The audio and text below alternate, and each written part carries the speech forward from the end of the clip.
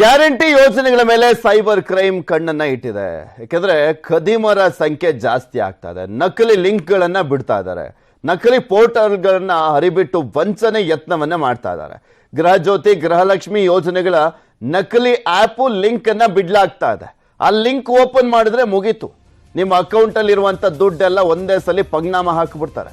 ನಕಲಿ link portal ಹರಡ್ಲಿಕ್ಕೆ ವಂಚಕರು ಯತ್ನವನ್ನ ಮಾಡ್ತಾ ಇದ್ದಾರೆ. ನಕಲಿ ಆಪ್ ಲಿಂಕ್ಗಳ ಬಗ್ಗೆ ಪೊಲೀಸರು ಹದ್ದಿನ ಕಣ್ಣನ್ನ ಇಟ್ಟಿದ್ದಾರೆ. ಲಿಂಕು ಪೋರ್ಟಲ್ ಬ್ಲಾಕ್ ಮಾಡಿ ಸೈಬರ್ ಕಳ್ಳರನ್ನ ಪತ್ತೆ ಮಾಡುವಂತ ನಿಟ್ಟಿನಲ್ಲಿ ಮುಂದಾಗಿರುವಂಥದ್ದು. ಆ ನಿಟ್ಟಿನಲ್ಲಿ ಈಗ ಆಲ್ರೆಡಿ ಕಾರ್ಯಪ್ರವೃತ್ತರಾಗಿದ್ದಾರೆ. ಸಾಕಷ್ಟು ಜನರನ್ನ ಹಿಡಿಯುವಂತ ನಿಟ್ಟಿನಲ್ಲೂ ಕೂಡ ಅಷ್ಟೇ. ಯಾರಿದ್ದಾರೆ ಆ ಲಿಂಕ್ ಅನ್ನ ತೆರೆದಂಥವ್ರು ಯಾರು, ಆ ಲಿಂಕ್ ಅನ್ನ ಕ್ರಿಯೇಟ್ ಮಾಡಿದಂಥವ್ರು ಯಾರು, ಅವರನ್ನ ಹುಡುಕುವಂತ ಪ್ರಯತ್ನ ಕೂಡ ಆಗ್ತಾ ಇದೆ. ಗ್ಯಾರಂಟಿ ಯೋಜನೆಗಳ ನಕಲಿ ಆಪ್, ನಕಲಿ ಲಿಂಕ್, ನಕಲಿ ಪೋರ್ಟಲ್ಗಳ ಬಗ್ಗೆ ನಮ್ಮ ಪ್ರತಿನಿಧಿ ಮುನಿರಾಜು ವಿವರಣೆಯನ್ನ ಕೊಟ್ಟಿದ್ದಾರೆ, ನೋಡೋಣ.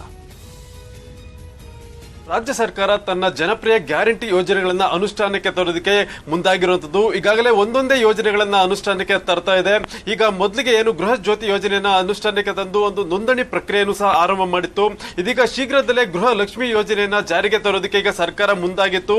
ಅದಕ್ಕೋಸ್ಕರ ಒಂದು ಪ್ರತ್ಯೇಕ ಆಪ್ ಅನ್ನು ಸಹ ಈಗ ಡೆವಲಪ್ ಮಾಡಿ ಅದನ್ನ ಶೀಘ್ರದಲ್ಲೇ ರಿಲೀಸ್ ಮಾಡೋದಕ್ಕೂ ಸಹ ಮುಂದಾಗಿದ್ರು.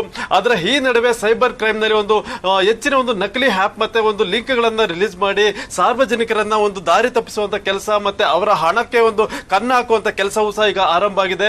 ಆ ಸಲುವಾಗಿ ನಾವು ಕೆಲವು ಆನ್ಲೈನ್ ನಲ್ಲಿ ನೋಡೋದಾದ್ರೆ ಕೆಲವು ನಕಲಿ ಆಪ್ ಮತ್ತೆ ಪೋರ್ಟಲ್ಗಳು ಸಹ ಈಗ ಎಲ್ಲ ಕಡೆ ಕಂಡು ಬರ್ತಾ ಇದೆ. ಈಗಾಗಲೇ ಸರ್ಕಾರದಿಂದಲೂ ಸಹ ಇಂಥ ಒಂದು ನಕಲಿ ಆಪ್ ಗಳ ಬಗ್ಗೆ ಒಂದು ಎಚ್ಚರಿಕೆ ವಹಿಸಬೇಕು ಅಂತೇಳಿ ಇಲಾಖೆ ಅಧಿಕಾರಿಗಳು ಮತ್ತೆ ಸಚಿವರು ಕೂಡ ಒಂದು ಮನವರಿಕೆ ಮಾಡುವಂತ ಕೆಲಸವನ್ನ ಮಾಡ್ತಾ ಇದ್ದಾರೆ. ಈಗ ನಾವು ಕೆಲವು ಆಪ್ಸ್ ಅನ್ನ ನೋಡಬಹುದು.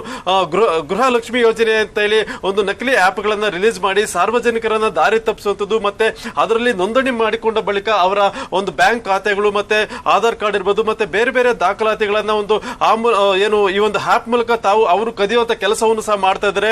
ಇದೇ ರೀತಿಯಾಗಿ ಕೆಲವು ಆನ್ಲೈನ್ ನಲ್ಲಿ ಒಂದು ನಕಲಿ ಆಪ್ ಮತ್ತೆ ನಕಲಿ ಪೋರ್ಟಲ್ ಗಳನ್ನ ರಿಲೀಸ್ ಮಾಡಿ ಸಾರ್ವಜನಿಕರನ್ನ ಒಂದು ಯಾಮಾರಿಸುವಂತ ಕೆಲಸವನ್ನು ಸಹ ಮಾಡ್ತಾ ಇರುವುದು. ಮತ್ತೆ ಕೆಲವರು ಅವರ ಬ್ಯಾಂಕ್ ವಿವರಗಳನ್ನ ಪಡ್ಕೊಂಡು ಅವರ ಬ್ಯಾಂಕ್ ಖಾತೆಗಳಲ್ಲಿ ಹಣವನ್ನು ಸಹ ಎಗರಿಸುವಂತ ಕೆಲಸವನ್ನು ಮಾಡೋದಕ್ಕೂ ಸಹ ಮುಂದಾಗ್ತಾ ಇದ್ದಾರೆ. ಮತ್ತೆ ಇಂಥ ಒಂದು ಸೈಬರ್ ಕ್ರೈಮ್ ಅಪರಾಧಗಳನ್ನ ತಡೆಯೋದಕ್ಕೆ ಮತ್ತೆ ಇಂಥ ಒಂದು ನಕಲಿ ಆಪ್ ಗಳನ್ನ ಪತ್ತೆ ಮಾಡೋದಕ್ಕೆ ಈಗ ಬೆಂಗಳೂರು ಪೊಲೀಸರು ಒಂದು ವಿಶೇಷ ಒಂದು ಕಾಳಜಿಯನ್ನು ಸಹ ವಹಿಸಿದ್ದಾರೆ. ಯಾಕಂದ್ರೆ ಸರ್ಕಾರದ ಈ ಒಂದು ಜನಪ್ರಿಯ ಯೋಜನೆಗಳನ್ನ ಪಡ್ಕೊಳ್ಳೋದಕ್ಕೆ ಸಾರ್ವಜನಿಕರು ಆದಷ್ಟು ಬೇಗ ಒಂದು ತಮ್ಮ ಒಂದು ಆಪ್ ಅನ್ನ ಡೌನ್ಲೋಡ್ ಮಾಡಿಕೊಂಡು ಅದರಲ್ಲಿ ತಮ್ಮ ಮಾಹಿತಿಗಳನ್ನ ಅಪ್ಲೋಡ್ ಮಾಡಬೇಕು ಅಂತೇಳಿ ಕಾತರದಿಂದ ಕಾಯ್ತಾ ಇರ್ತಾರೆ. ಇಂಥ ಒಂದು ಸಂದರ್ಭದಲ್ಲಿ ನಕಲಿ ಆಪ್ ಗಳನ್ನ ಮತ್ತೆ ನಕಲಿ ಪೋರ್ಟಲ್ ನಲ್ಲಿ ತಮ್ಮ ವಿವರಗಳನ್ನ ಒಂದು ಅಪ್ಲೋಡ್ ಮಾಡೋದ್ರಿಂದ ಸಾರ್ವಜನಿಕರ ಮಾಹಿತಿಗಳನ್ನ ಕಳ್ತನ ಮಾಡ್ತಾ ಇದ್ದಾರೆ ಅಂತೇಳಿ ಅವುಗಳ ಮೇಲೆ ನಿಗಾ ಇಡೋದಕ್ಕೆ ಈಗ ಸೈಬರ್ ಕ್ರೈಮ್ ಪೊಲೀಸರು ಮುಂದಾಗಿದ್ದಾರೆ. ಯಾಕಂದ್ರೆ ಗೃಹಲಕ್ಷ್ಮಿ ಯೋಜನೆ ಏನಿದೆ ಆ ಒಂದು ಯೋಜನೆಗೋಸ್ಕರ ಒಂದು ಪ್ರತ್ಯೇಕ ಆಪ್ ಅನ್ನ ಸಿದ್ಧಪಡಿಸಿರೋದ್ರಿಂದ ಅದೇ ರೀತಿಯಾಗಿ ಬೇರೆ ಬೇರೆ ಆಪ್ ಗಳನ್ನ ಒಂದು ಆನ್ಲೈನ್ ನಲ್ಲಿ ಬಿಡುಗಡೆ ಮಾಡಿ ಆ ಮೂಲಕ ಸಾರ್ವಜನಿಕರನ್ನ ಹೇಮಾರಿಸಬಹುದು ಮತ್ತೆ ಅವರ ಬ್ಯಾಂಕ್ ಡೀಟೇಲ್ಸ್ ಅನ್ನ ಪಡ್ಕೊಂಡು ಅವ್ರ ಬ್ಯಾಂಕ್ ಗಳಿಗೆ ಒಂದು ಕನ್ನ ಹಾಕಬಹುದು ಅಂತ ಹೇಳಿ ಒಂದು ಈಗಾಗಲೇ ಸೂಚನೆ ಅಧಿಕಾರಿಗಳಿಂದ ಸಿಗ್ತಾ ಇರೋದ್ರಿಂದ ಪೊಲೀಸರು ಸಹ ಈಗ ಅಂತ ಒಂದು ನಕಲಿ ಆಪ್ ಮತ್ತೆ ನಕಲಿ ಲಿಂಕ್ ಏನಿದೆ ಅವುಗಳನ್ನ ಪತ್ತೆ ಮಾಡಿ ಅವುಗಳನ್ನ ಶೀಘ್ರದಲ್ಲೇ ಒಂದು ಬ್ಲಾಕ್ ಮಾಡುವಂತ ಕೆಲಸವನ್ನು ಸಹ ಬ್ಲಾಕ್ ಮಾಡೋದಕ್ಕೂ ಸಹ ಒಂದು ಯೋಜನೆಯನ್ನ ರೂಪಿಸಿಕೊಂಡಿದ್ದಾರೆ. ಅದಕ್ಕೋಸ್ಕರ ಸೈಬರ್ ಕ್ರೈಮ್ ಪೊಲೀಸರು ಒಂದು ಎಲ್ಲ ಕಡೆ ಒಂದು ನಿಗಾವನ್ನ ಇಟ್ಟು ಯಾರು ಈ ರೀತಿಯಾಗಿ ನಕಲಿ ಲಿಂಕ್ ಮತ್ತೆ ಪೋರ್ಟಲ್ ಮತ್ತೆ ಆಪ್ ಗಳನ್ನ ಬಿಡುಗಡೆ ಮಾಡ್ತಾರೆ ಅದನ್ನ ಪರಿಶೀಲನೆ ಮಾಡಿ ಅದು ನಕಲಿ ಅನ್ನೋದು ಗೊತ್ತಾದ ಕೂಡಲೇ ಅದನ್ನ ಬ್ಲಾಕ್ ಮಾಡಿ ಆ ಒಂದು ಸಂಬಂಧಪಟ್ಟ ಒಂದು ಡೆವಲಪ್ ಯಾರು ಮಾಡಿರ್ತಾರೆ ಅವರನ್ನ ಪತ್ತೆ ಮಾಡುವಂತ ಕೆಲಸವನ್ನು ಸಹ ಈಗ ಪೊಲೀಸರು ಮಾಡೋದಕ್ಕೆ ಮುಂದಾಗ್ತಾ ಇರೋದು. ಅದರಿಂದ ಸಾರ್ವಜನಿಕರು ಇಂಥ ಒಂದು ನಕಲಿ ಆಪ್ ಮತ್ತೆ ನಕಲಿ ಪೋರ್ಟಲ್ ಗಳನ್ನ ಕ್ಲಿಕ್ ಮಾಡೋ ಮುಂಚೆ ಒಂದು ಸ್ವಲ್ಪ ಎಚ್ಚರಿಕೆಯನ್ನು ಸಹ ವಹಿಸಬೇಕು ಅಂತೇಳಿ ಪೊಲೀಸರು ಒಂದು ಸೂಚನೆಯನ್ನು ಸಹ ಕೊಡ್ತಾ ಇದ್ದಾರೆ. ಕ್ಯಾಮರಾ ಪರ್ಸನ್ ಯೋಗೇಶ್ವರ್ ಜೊತೆ ಮುನಿರಾಜು, ನ್ಯೂಸ್ 18 ಬೆಂಗಳೂರು.